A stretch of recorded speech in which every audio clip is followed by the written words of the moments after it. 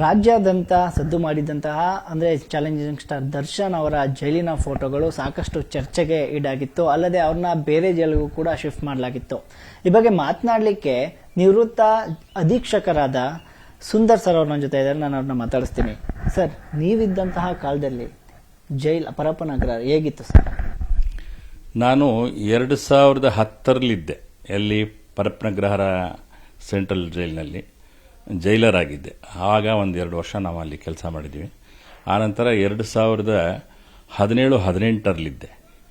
ಆಗ ಸಹಾಯಕ ಅಧೀಕ್ಷಕರಾಗಿ ಆವಾಗ ಒಂದು 2 ವರ್ಷ ಅಲ್ಲಿ ಕೆಲಸ ಮಾಡಿದ್ದೀನಿ.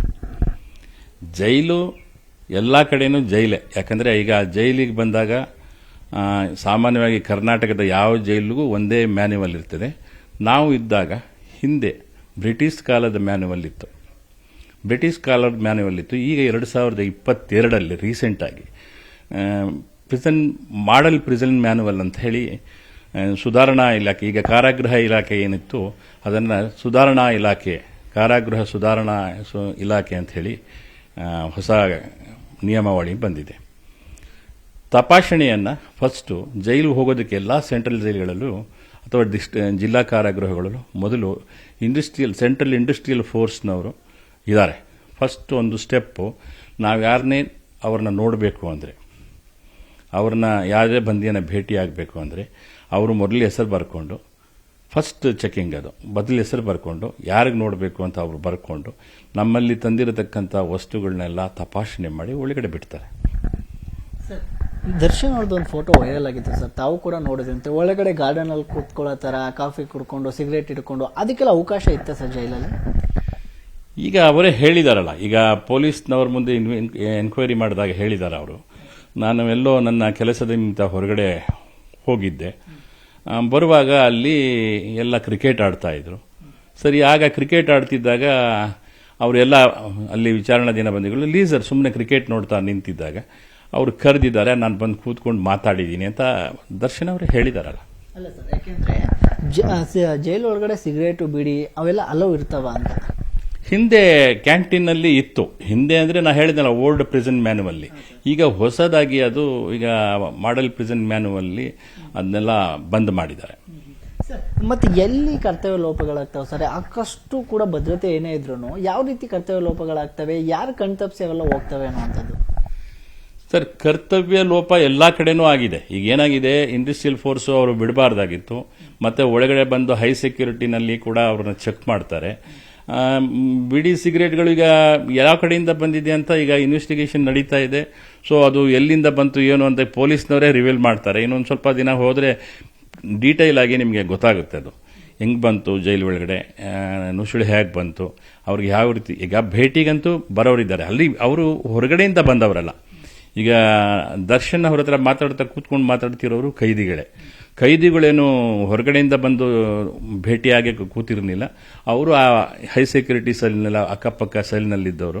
ಬೆಳಿಗ್ಗೆ ಅಥವಾ ಸಂಜೆ ಅವರಿಗೆ ಯಾವುದೇ ಆಟದ ಇದಕ್ಕೆ ಬಿಡ್ತಾರೆ. ಅದೇ ಹೇಳಿ ಒಳಗಡೆ ಇಂಡೋರ್ ಗೇಮ್ ಆಡಿಸ್ತಾರೆ. ಇಂಡೋರ್ ಗೇಮ್ ಅಂದರೆ ಕೇರಂ ಬೋರ್ಡು, ಚೆಸ್ ಆಡಿಸ್ತಾರೆ. ಔಟ್ಡೋರ್ ಗೇಮ್ ಅಂದರೆ ವಾಲಿಬಾಲು, ಕ್ರಿಕೆಟು, ಇಂಥದ ಆಟಗಳನ್ನ ಕೈದಿಗಳೇ ಸೇರಿಕೊಂಡು ಸಂಜೆ ಅಥವಾ ಬೆಳಿಗ್ಗೆ ಟೈಮು ಸ್ವಲ್ಪ ಆಟ ಆಡೋದಕ್ಕೆ ನಾವು ಅಲೋ ಮಾಡ್ತೀವಿ. ಆ ಟೈಮಲ್ಲಿ ಇವರು ಹೋಗುವಾಗ ಆಕಸ್ಮಿಕವಾಗಿ ಅವರು ಬಂದು ಕೂತ್ಕೊಂಡಿರೋ ಟೈಮಲ್ಲಿ ಈ ಘಟನೆ ನಡೆದಿದೆ ಅಂತ ನಾನು ಅನ್ಕೊಂಡಿದ್ದೀನಿ. ಸರ್, ಜೈಲಿನಲ್ಲಿ ನೀವಿದ್ದಂಥ ಸಂದರ್ಭಕ್ಕೂ ಈಗ ಏನೆಲ್ಲ ಚೇಂಜಸ್ ಆಗಿದೆ ಸರ್? ಅಂದರೆ ಏನೆಲ್ಲ ಕೈದಿಗಳಿಗೆ ಕೊಡ್ಬೋದು ಅಂತ ಹೊಸದಾಗಿ ಈಗ ಆಗಿದೆ, ಅವಾಗ ಏನಿತ್ತು ಅಂತ? ನಾವಿದ್ದಾಗ ತುಂಬಾ ಹಿಂದೆಯಿಂದ ಇದ್ವಿ. ನಾವು 81ರಿಂದ ತುಂಬಾ ಪ್ಯಾಥೆಟಿಕ್ ಕಂಡೀಷನ್ ಇತ್ತು. ಜೈಲುಗಳನ್ನ ಊಟ ತಿಂಡಿಗಳ ವ್ಯವಸ್ಥೆ ಅಂತೂ ಬ್ರಿಟಿಷ್ ಕಾಲದಲ್ಲಿತ್ತು. ಬೆಳಗ್ಗೆ ಟೈಮ್ ಗಂಜಿ ಕೊಡೋರು, ಮಧ್ಯಾಹ್ನ ಸಂಜೆ ಮುದ್ದೆ ಮತ್ತೆ ಸಾಂಬಾರು ಕೊಡೋರು, ವಾರಕ್ಕೊಂದು ದಿವಸ ಏನೋ ಮಟನ್ ಕೊಡ್ತಾ ಇದ್ರು. ಈಗ ಹೋಯ್ತಾ ಮಾನವ ಹಕ್ಕು ಆಯೋಗ ಬಂದಿಗಳ ಆರೋಗ್ಯದ ಮೇಲೆ ಕೂಡ ನೀವು ನಿಗಾ ಇಡಬೇಕು ಅಂತ ಹೇಳಿ ಹೊಸದಾಗಿ ಅವರಿಗೆ ಪ್ರತಿದಿನ ಸಪ್ರೇಟ್ ಡಿಫ್ರೆಂಟ್ ಆದ ಟಿಫನ್ ಕೊಡ್ತಾರೆ. ಪ್ರತಿ ವಾರಕ್ಕೊಂದ್ಸತಿ ಮಟನ್ನು, ಮತ್ತೆ ಇನ್ನೊಂದು ವಾರ ಆಲ್ಟರ್ನೇಟಿವ್ ಆಗಿ ಚಿಕನ್ ಕೊಡ್ತಾರೆ.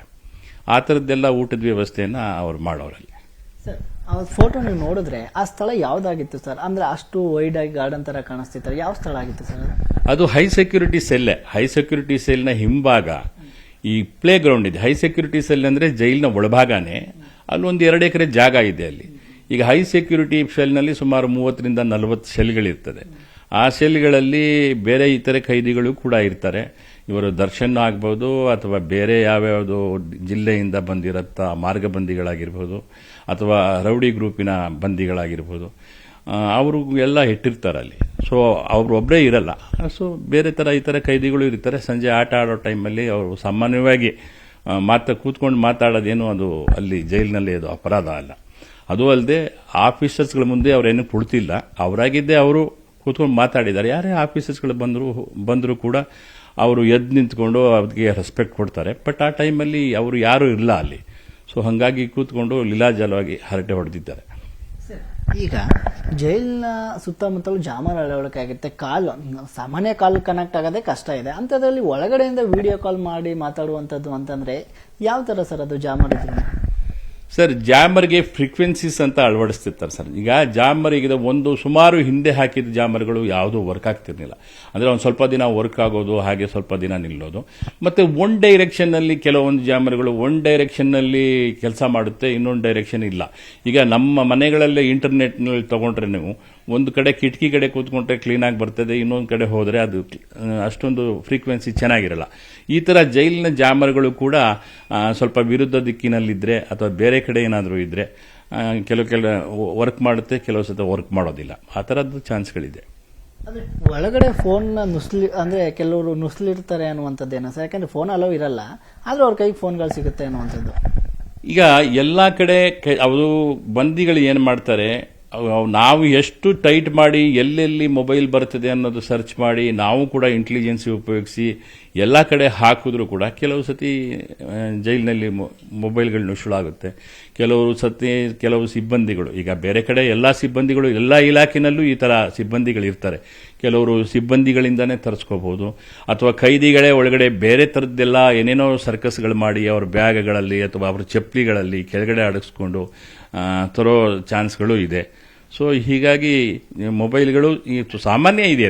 ಸಾಮಾನ್ಯ ಎಲ್ಲ ಜೈಲುಗಳಲ್ಲೂ ರೈಡ್ ಮಾಡಿದಾಗ ಆವಾಗೆಲ್ಲ ಸಣ್ಣದಿತ್ತು. ನಮ್ಮ ಕಾಲದಲ್ಲಿ ಆವಾಗ ಅದು ವಿಡಿಯೋ ಕಾನ್ಫರೆನ್ಸ್ ಅದೇನಿರಲಿಲ್ಲ, ಬಟ್ ಓನ್ಲಿ ವಾಯ್ಸ್ಗಳಿತ್ತು. ಈಗ ಆಂಡ್ರಾಯ್ಡ್ ಫೋನ್ ಇದೆ, ಅದು ಸ್ವಲ್ಪ ದೊಡ್ಡದಿರ್ತದೆ. ಆದರೂ ಒಂದೊಂದ್ಸತಿ ಈ ತರ ವ್ಯವಸ್ಥೆ ಮಾಡ್ಕೊಂಡಿರ್ತಾರೆ. ಅಲ್ಲಿರುವ ಸಿಬ್ಬಂದಿಗಳಿಗೋ ಅಥವಾ ಬೇರೆ ಇತರೆ ಖೈದಿಗಳಿಗೋ ಅವ್ರಿಗೆ ಅಡ್ಜಸ್ಟ್ ಮಾಡಿ ಒಳಗಡೆ ತರಿಸ್ಕೊಂಡಿರಬಹುದು. ಕಾನೂನು ಬಾಹಿರವಾಗಿ ಕೂಡ ಆ ಕೆಲಸಗಳು ನಡೀತಾ ಇರ್ತವೆ, ಕಣ್ಣು ತಪ್ಪಿಸಿ ಅನ್ನುವಂಥದ್ದು. ಸರ್, ಅದು ಹೇಳಿ ಕೇಳಿ ಜೈಲಿನಲ್ಲಿ 5,500 6,000 ಜನ ಇದ್ದಾರೆ. ಕರ್ನಾಟಕದ ಜೈಲ್ ಪಾಪ್ಯುಲೇಷನ್, ಇಡೀ ಕರ್ನಾಟಕದ ಜೈಲ್ ಪಾಪ್ಯುಲೇಷನ್ 6,000 ಇದೆ. 12,000 ಇದೆ. ಆ 12,000ದಲ್ಲಿ 6,000 ಹೆಚ್ಚು ಕಡಿಮೆ 50% ಆಫ್ ಪ್ರಿಸ್ನರ್ಸ್ ಪಾಪ್ಯುಲೇಷನ್ ಬೆಂಗಳೂರಿನ ಪರಪ್ಪನಗ್ರಹಾರದಲ್ಲಿದೆ. ಸೊ ಅವ್ರನ್ನ ನಾವು ಹದೋಬಸ್ನಲ್ಲಿ ಹಿಡಬೇಕು. ಆದರೆ ನಮಗೆ ಅಲ್ಲಿ ಏನಾಗಿದೆ, ಸುಮಾರು 500ರಿಂದ 600 ಜನ ಸ್ಟಾಫ್ ಬೇಕು. ಬಟ್ ಈಗ ನಮಗೆ 300-350 ಜನ ಇದ್ದಾರೆ. ಸುಮಾರು 300 ಜನ ಶಾರ್ಟೇಜ್ ಆಫ್ ಸ್ಟಾಫ್ ಇದೆ. ಎಲ್ಲ ಕಡೆನೂ 24 ಗಂಟೆನೂ ನಾವು ಸೆಕ್ಯೂರಿಟಿನ ಕ್ಲೀನಾಗಿ ಚೆಕ್ ಮಾಡ್ತೀವಿ ಅಂತ ಹೇಳಿದ್ರು ಒತ್ತಡ ಇರ್ತದೆ. ಕೆಲವು ಸತಿ ಎಲ್ಲ ಜಾಸ್ತಿ ಸಾಮಾನುಗಳು ಬಂದಾಗ ಅಥವಾ ಕೋರ್ಟ್ಗಳು ಕಚೇರಿಗಳಿದ್ದಾಗ ಆ ಥರ ನುಸುಳಿ ಬಂದುಬಿಟ್ಟಿರ್ತದೆ, ಕಣ್ತಪ್ಪಿಸೋ ಬಂದಿರ್ತದೆ. ಮತ್ತೆ ಇನ್ನೊಂದೇನಾಗಿದೆ, ಜೈಲ್ ಕಟ್ಟಿದಾಗ ಹಿಂದೆ ಸುಮಾರು 30 ವರ್ಷಗಳ ಹಿಂದೆ ಜೈಲ್ ಕಟ್ಟಿದಾಗ ಹಿಂದೆ ಯಾವುದೇ ಒಂದು ಇದಿರಲಿಲ್ಲ, ಏನು ಮನೆಗಳಿರಲಿಲ್ಲ. ಈಗೇನಿದೆ, ಸುತ್ತಲೂ ಬಡಾವಣೆಗಳಾಗಿದೆ. ಹಿಂದ್ಗಡೆಯಿಂದ ಎಸರಿಸ್ತಾರೆ, ಬಾಲ್ನಲ್ಲಿ ಗಾಂಜಾ ಹಾಕ್ತಾರೆ, ಆಮೇಲೆ ಸಿಮ್ ಕಾರ್ಡ್ ಹಾಕ್ತಾರೆ. ಇದೇ ತರ ಮೊಬೈಲ್ಗೂ ಯಾವುದಾದ್ರೂ ಒಂದು ಮಾಡಿ ಬಟ್ಟೆ ಎಲ್ಲ ಕಟ್ಟಿ ಹಿಂದ್ಗಡೆ ನುಸುಳುತ್ತಾರೆ. ಅಲ್ಲಿ ಯಾರೋ ಕೆಲಸ ಮಾಡೋ ಬಂದಿಗಳೋ ಅಥವಾ ಸಿಬ್ಬಂದಿಗಳೋ ಇವರು ಮೇನ್ ಗೇಟಿಂದ ಬರದೆ ನಾ ಹೇಳಿದ್ದು ಆ ಟೈಮ್ನಲ್ಲಿ ಅದನ್ನು ಕೊಟ್ಟಿರೋ ಚಾನ್ಸ್ಗಳು ಇರ್ತವೆ. ಆ ಥರದ್ದೆಲ್ಲ ನಡೀತಿದೆ. ಮಹಿಳಾ ಕೈದಿಗಳು ಸಹ ಅಲ್ಲಿರ್ತಾರೆ, ಅವ್ರ ಭೇಟಿಗೆ ಏನಾದರೂ ಅವಕಾಶ, ಅವರು ಮತ್ತೆ ಏನು ಪುರುಷ ಕೈದಿಗಳು ಇವರ ಭೇಟಿ ಆಗ್ಲಿಕ್ಕೆ ಅವಕಾಶಗಳಿದೆಯಾ? ಅಲ್ಲಿ ಯಾವ ಥರ ಇದೆಯಾ ಸರ್? ಪ್ರಿಸನ್ ಮ್ಯಾನ್ಯುವಲ್ನಲ್ಲಿ ಈಗ ಏನಾಗಿದೆ, ಮಹಿಳಾ ಕೈದಿಗಳೇ ಬೇರೆ ಎನ್ಕ್ಲೋಸ್ ಅಲ್ಲಿರ್ತಾರೆ, ಪುರುಷ ಬಂದಿಗಳೇ ಬೇರೆ ಎನ್ಕ್ಲೋಸ್ ಅಲ್ಲಿರ್ತಾರೆ. ಮಹಿಳಾ ಕೈದಿಗಳು ಅಂದ್ರೆ ಯಾರು? ಈಗ ಒಂದು ಕೇಸ್ನಲ್ಲಿ, ಮರ್ಡರ್ ಕೇಸ್ನಲ್ಲಿ ಹೋದಾಗ ಮಹಿಳೆ ಮತ್ತು ಈಗ ತಂದೆ, ತಾಯಿ, ತಂಗಿ ಎಲ್ಲ ಒಟ್ಟಿಗೆ ಹೋಗ್ತಾರೆ, ತಮ್ಮನೂ ಇರ್ತಾನೆ. ಅಥವಾ ಬೇರೆ ಕೋ ಅಕ್ಯೂಸರ್ಸ್, ಈಗ ಎಕ್ಸಾಂಪಲ್ ದರ್ಶನ್, ಪವಿತ್ರ ಗೌಡ, ಇವರೆಲ್ಲ ಅವರು ಫೀಮೇಲು, ಇವರು ಮೇಲು. ಸೊ ಇವರು ಕೋ ಅಕ್ಯೂಸರ್ಗಳಿರ್ತಾರೆ. ಈ ತರ ಸುಮಾರು ಜನ ಅಲ್ಲಿ ಅವರವರ ಸಂಬಂಧಿಕರು ಜೈಲಿಗೆ ಹೋಗಿರ್ತಾರೆ. ಅವರನ್ನ ಭೇಟಿಯಾಗೋದಕ್ಕೆ ಒಂದು ಪ್ರೊಸೀಜರ್ ಇದೆ. ವಾರಕ್ಕೆ ಒಂದ್ಸತಿ ಒಳಗಡೆ ಬಂದಿಗಳನ್ನು ಒಳಗಡೆ ಭೇಟಿಯಾಗೋದು.